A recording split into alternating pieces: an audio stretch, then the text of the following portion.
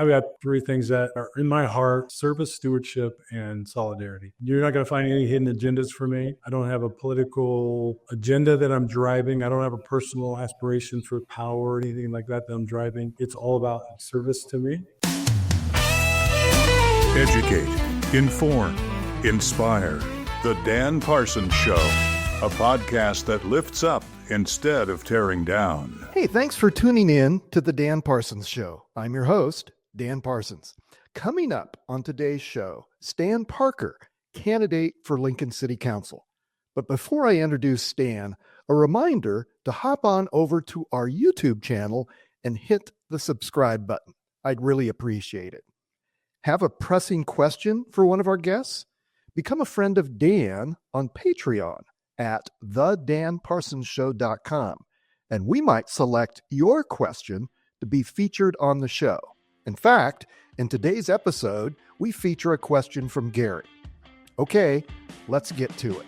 The people decide. The voices impacting Lincoln. This is Election Coverage 2025 on the Dan Parsons Show.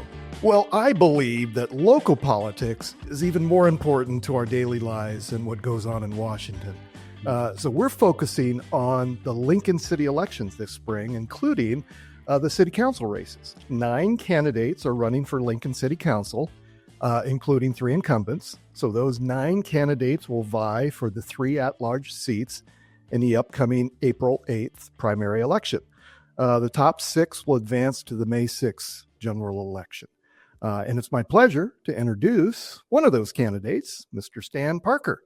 Stan, welcome to the Dan Parsons Show. Hey, it's great to be here, Dan. And, as you were talking about local, that's to my heart as well. The recognition of the impact that local has on us, literally more than the national, and the ability that we have to influence locally more than we can nationally, right? So if I mobilized 20,000 people, let's say, to vote in the presidential election, it would be a drop in the ocean, right? But you mobilize 20,000 to affect the local election, you change the election, right? So yeah, the ability to influence and the degree to which it influences us is huge. Yeah, absolutely. Well, voters are somewhat familiar with you. Just 2 years ago, your name appeared on the primary ballot for mayor of Lincoln. So I guess my first question, what motivates you to want to serve in elected office? Well, you said the word serve.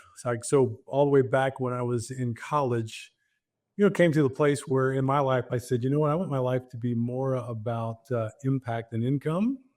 Need an income, right? I had 3 kids that I raised, a wife, a house, and mortgage, and all this stuff, right?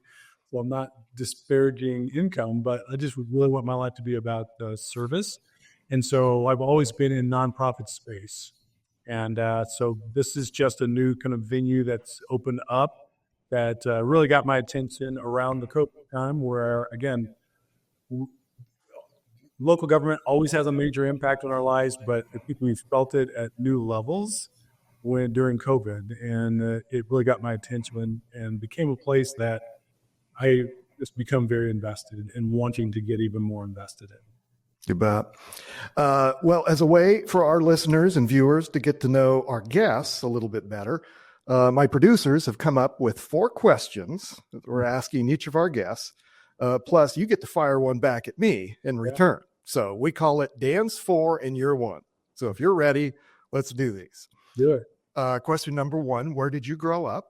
Yeah, so I grew up in Bellevue, Nebraska. My father was in the military for 20 plus years, and so that brought us there. Grew up at Bellevue East, and so grew up in Bellevue. I'm a Nebraska guy, and so wasn't born here, but have been here so long, it's in my DNA. Had an opportunity when I was getting recruited out of high school and was choosing my college. Had the opportunity to pick other places in the country. Almost thought about going to UCLA. That was close. And I actually took the trip there the weekend before the signing date.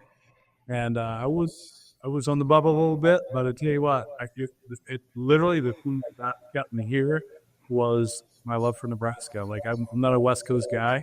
Great place to visit, but I don't want to live there. Right? Yeah. No kidding. Question number 2, what was your dream job when you were a kid? Yeah. So, initially it was, I was thinking this when I was kind of processing through what you're going to ask me, but it was originally I wanted to be a veterinarian, and where that came from, I could not tell you. Like, I don't have that in my family. I didn't have a lot of animals that I grew up with, so not sure where that came from. But as I got into more high school, it was at some point I thought I'd want to own my own business and be an entrepreneur, even though I didn't know that wasn't a thing back then. So it was basically I wanted to be a small business owner. That was kind of my aspirations coming out of high school, somewhat. Very cool. Very cool. Question number 3: the most famous person you've ever met? So if you go in my basement, you will see a picture of me and my wife with George, was it H.W. Bush? Oh, wow. We had a chance to get a tour of the White House a number of years back, actually when he was vice president. So it was before he was even president. And we had a chance to meet him and get a tour of the White House. And so, he was just by sheer volume and weirdness of, in the words of who's the most famous, a lot of people know who he was. So George W.H. Bush. Very cool. Very cool. Okay, last one of these. What was the first concert you attended? Yeah. So now you're trying to get at my age, aren't you? Hey, happy belated birthday, by the way. We can see your birthday. Yes. For our viewers that are watching this on YouTube, we can see you had a birthday recently. So, okay. Yes. This gets at,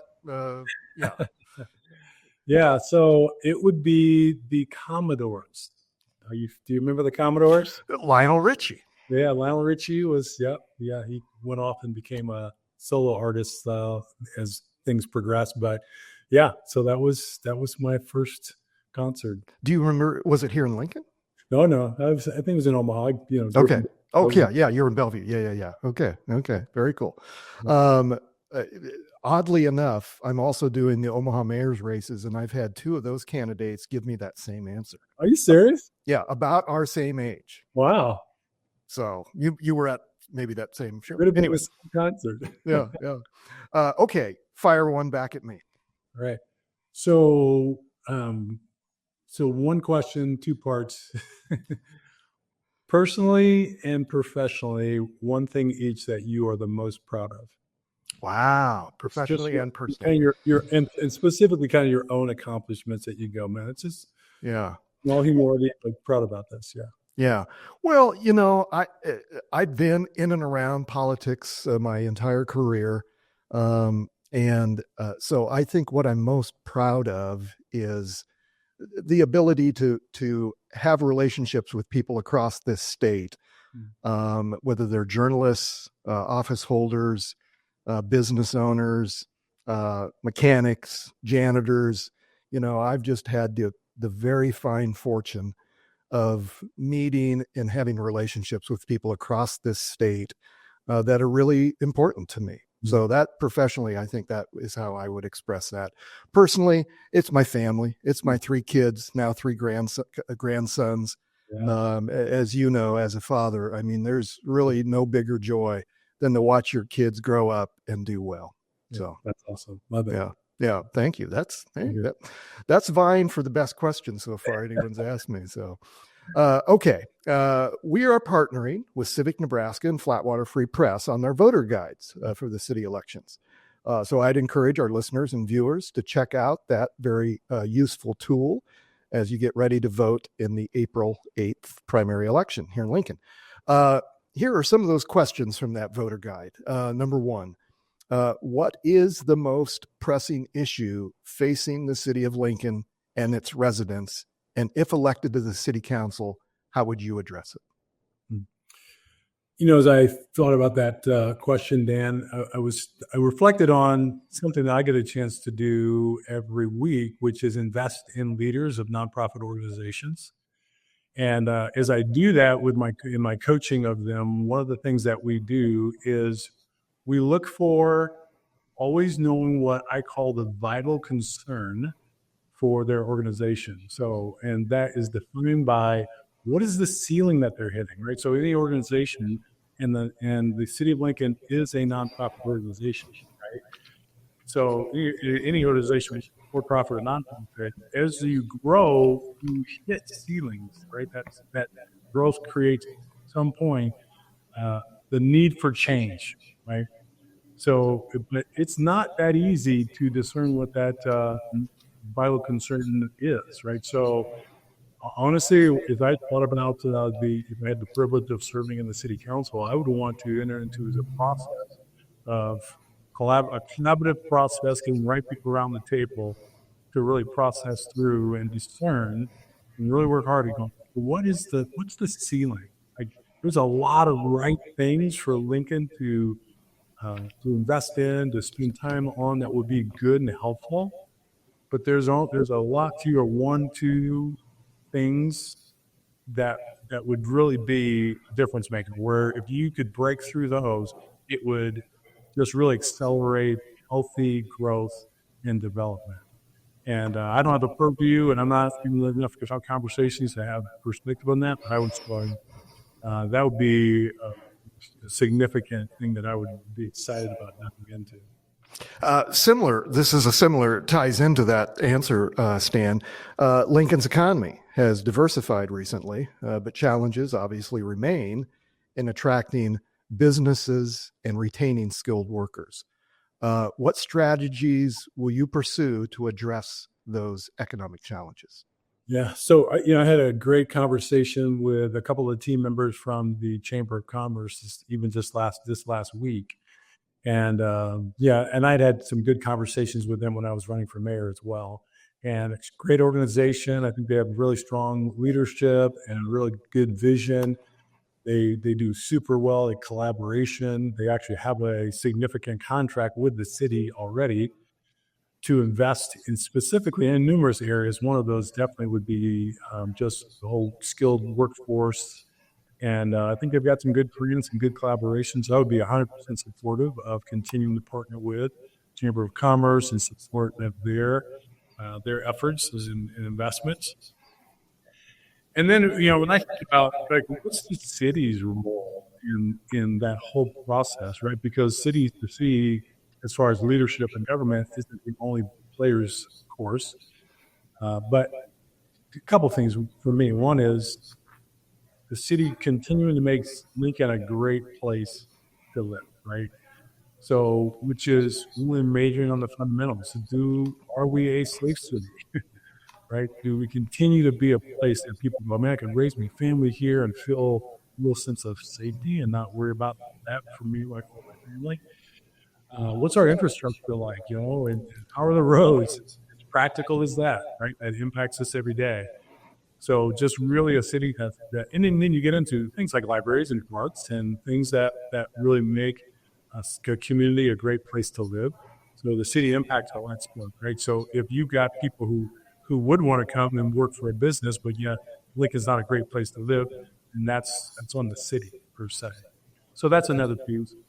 And then another one that to me would be significant is the city being a great place for businesses, like being very business friendly, right? Seeing businesses as partners, and not adversaries, and not having an adversarial relationship. So I've had some conversations with business leaders, again, throughout this process, as well as when I was running for mayor. And there is an undertone that is not positive, that, within the last month, I've had these kind of comments made to me by leaders. I feel like we're seen as the enemy. I feel like Lincoln fights grow.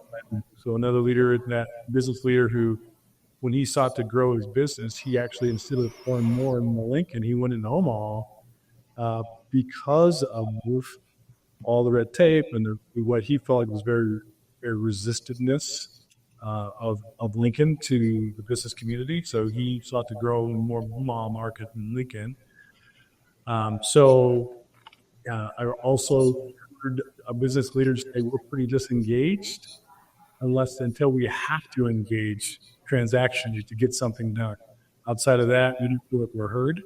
And so we've stopped trying to engage in that way. Those are concerning things, right? So I think there's this whole reality of creating a context to where the government's playing this role in appropriate ways, really allowing the business community to thrive, right, without putting the necessary burdens on them. And so analogy, again, last time I was kind of discussing through what's the role of government. So a number of years ago, I went to a basketball game, right? And I was watching this basketball game. It was a college basketball game. Watched the entire game. And after the game was over, the three refs had walked off. And as they walked off, I noticed one of them, and I knew him actually pretty well. And I stopped him and I said, "Wait, did you just ref that game?" He goes, "Yeah." I go, "I didn't even notice you." And he goes, "I did my job." He said, "Because I'm not supposed to be noticed." And I thought, I think back again of games I've watched, literally sporting events where the refs were too noticed. Like they were regulating too close. They were hampering play. So I'm like, you guys aren't, like, players are the players. You guys are the refs. You're supposed to be unnoticed. Just make sure nobody cheats, And so I feel like that's supposed to be the role of government. When they get too felt, over-regulating, they're confining the play of players, creates frustration. It doesn't allow the game to really get played out. So I think the business community, we're the hero. The business community, the nonprofits, the families, those are the heroes. Those are the players. And the city leadership is supposed to be the rep that don't get overly felt, don't over-regulate, stay out of the way of the players. Yeah, that's a good analogy. Infrastructure. Do you support or oppose renewing Lincoln on the Move quarter-cent sales tax to continue funding improvements to existing streets and the construction of new streets? Yeah, it's a great question. So, yeah, of course, infrastructure is huge. Streets are huge. Last time when I ran for mayor, it was funny because when I first started to step into that space, start having conversations, people kept saying, you need to talk about roads. And initially I was like, I'm not going to talk about roads. It just didn't seem like the highest thing, but it kept coming up. Like everybody was concerned about the roads. And I understand that, right? So, now I'm like going, yes, let's talk about roads because it's so valuable, it's so central and so important and so impactful. So I'm 100% obviously for making sure that we've got the resources that we need. And I would say based on our current reality, the current administration, they're central to their strategy currently, the funding strategy, is this quarter-cent sales tax. So if we were to say no to that, I think we would see a significant reduction, and no one wants to see that. I think I still feel and hear a frustration level in terms of what's going on with our streets. We don't want to move backwards from there. So based on that reality of that being the plan right now, and I think it would be at risk. We'd be at risk if we don't approve it. Now, that being said, there is some undercurrent and some questions that I think that need to be answered along the way. One is, again, I hear in the community, like, what are the priorities, the spending priorities of that quarter cent? Because again, there isn't a widespread confidence that we're seeing the payoff of the funds that have come in, right? So there's a question mark on that, right? There's a question mark on, in a more broader way, what are our spending priorities as a city?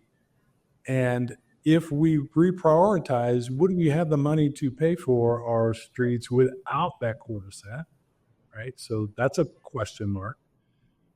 There's a question mark also in terms of the wheel tax.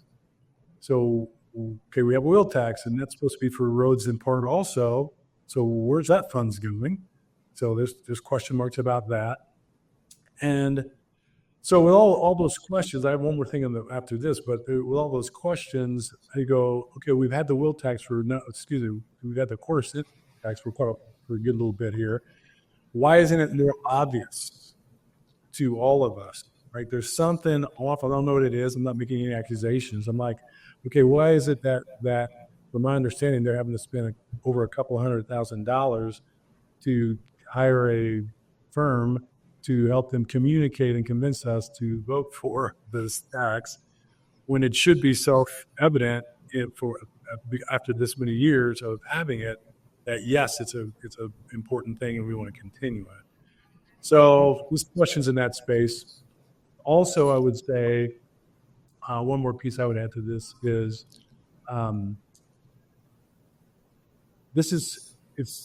we're continuing a temporary measure. So roads being so important in Central, why don't we have an ongoing long-term plan for funding our roads, right? So we've had this quarter-cent sales tax that was for a window of time. Now we have it. We want to re-up it for another window of time. Well, there's nothing going to change between now and the end of this next run if it gets approved.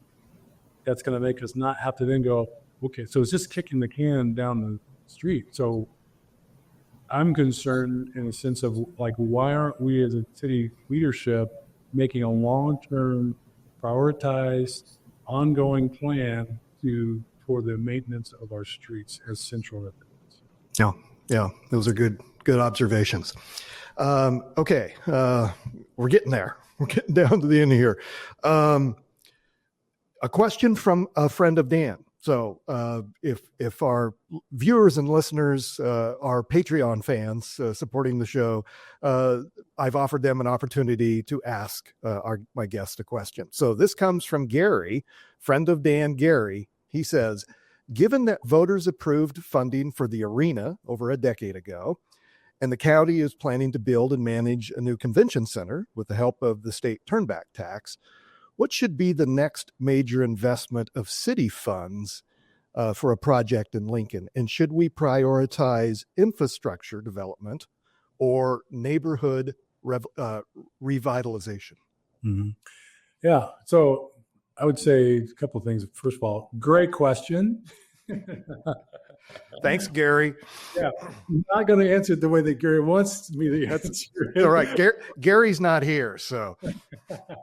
but I would say, because I would go back to what I said, and I've as I stepped into the city council race, obviously I've had a number of interviews, and with whether it's hosts like yourself or whether it is committees of special interest groups in the city. And the thing I still go back to is, as a leader and understanding leadership, decision-making, I have times in my organization where somebody who's got a pretty limited purview has something they think we should do, and it's fair for them to put that on the table. But I'm like, you don't see enough of the picture. You don't have the purview that I have as the point leader of this organization, that has my head around and in everything to really make a call like that. So, I mean, there's a lot of collaboration that needs to go into answering that question. There is there's departments that have whole staff with degrees and experience that go into that question. And that's what I'm about. I feel like I'm gifted at being able to hear and collaborate and process and synthesize what I'm hearing and help to drive consensus towards a clear end. And that's what a question like that would need. We need to make sure that we have the right people at the table, and we have a right process that we engage to really crystallize a really wise and insightful answer to that question. Good. Yeah. Thank you. Okay. A couple more and I'll turn you loose. In my business, it's all about messaging and getting your speech down to what we in the business call an elevator speech, right? You know this. You do this. So what's your closing message to voters as they go into the ballot box on April 8th? What's your elevator speech? Why should voters mark their ballot for Stan Parker on April 8th? Yeah. Well, again, I've got three things that are in my heart as I thought about running for city council. It's it's service, stewardship, and solidarity. So service, that's my heart. Like you're not going to find any hidden agendas for me. I don't have a political agenda that I'm driving. I don't have a personal aspiration for power or anything like that I'm driving. It's all about city service to me. So that's my heart. That's my passion. That's what my life has been. So service, stewardship. One of the things that is a leader in nonprofit space, I understand that the money that I'm using is not mine, that I've got to steward it. That's a different thing than a business leader, which I think are awesome. I work with a lot of them. But one thing that's a shift for them is when you get into something like city, you've got to understand and have deeply in you a reverence for what's being entrusted to you. And that's what I had that in me of going. If you were to look at our organization's financial and stewardship and policy, the first line, and I created it, the first line is, it is not our money, right? And so I would steward and stewarding resources isn't about not spending. It's about not spending foolishly, but really spending wisdom and priority and with those whose money it is in mind. So, and then the last one is solidarity. Like I'm not going to go to some political extreme and yell at the other side. So I feel like it happens too much. And I've talked to people so many times that aren't more involved. Like I meet people all the time and I go, wherever you are with your involvement with politics locally, why aren't you more involved? And an answer I hear pretty regularly is the negativity. Like I don't want to be any part of it. And guess what? I don't either, right? So I'm for solidarity and saying, how do we come together? I had a friend I was talking to today and said, you know what, no matter what we were talking about, we probably 80+% is probably we agree on it. I had a conversation. I was walking in our neighborhood this yesterday, and someone stopped me and saw me and had recognized me from signs and said, "Hey, who are you? I've seen your signs." And he goes, "Well, I don't know that we align because you're liberal." Oh, he goes, "Excuse me." He goes, "Because I'm liberal." And I go, "Well," I said, "What do you mean by that?" And he started talking through what his priorities were, and we aligned. Like, so I forget about the labels. Let's talk about what really is in your heart, what you value, and for the city of Lincoln, we're far more alike than we are different. And so I'm all for solidarity and really building a leadership that's cohesive, that works together for the good of our city, and doesn't just create polarization and then try to buy power so that we can get what we want from our one-sided view of the city. Yeah. Last question is, well, there's actually two more, but is there something you wanted me to ask that I haven't asked? I don't think so. I think you did a good job, and you asked me more questions than I thought you were going to ask me. So. Okay. Well, the last one I have is this is hopefully the simplest one. How can our listeners and viewers find out more about your campaign? Yeah, so easy. So we have a webpage, standforlincoln.com, STANFOR Lincoln.com. And you can jump on there and find out quite a bit, including I've been honored here recently to be endorsed by the LIBA, being endorsed by the Lincoln Police Union, and Coach Osborne I was honored to also Coach Tom Osborne to get his endorsement as well. But you can go to my webpage, standforlincoln.com, and find out all that you need. Very good. Stan Parker, I wish you the best in the upcoming primary on April 8th. I encourage folks to find out more about you, and I appreciate you taking a little time to chat with us here on the pod. Appreciate it, Stan. Thanks for having me on. Hey, thanks so much, Stan Parker, for joining me on the show today. Best of luck in the upcoming election for City Council. Thanks to Chase Porter, who produced this episode. Penology Tech Solutions for their technical help and equipment. Kim Remington, Parsons PR's Director of Operations. And most importantly, thanks to each of you for listening. That's the show. Thanks for tuning in. Now go do good things. I'm Dan Parsons.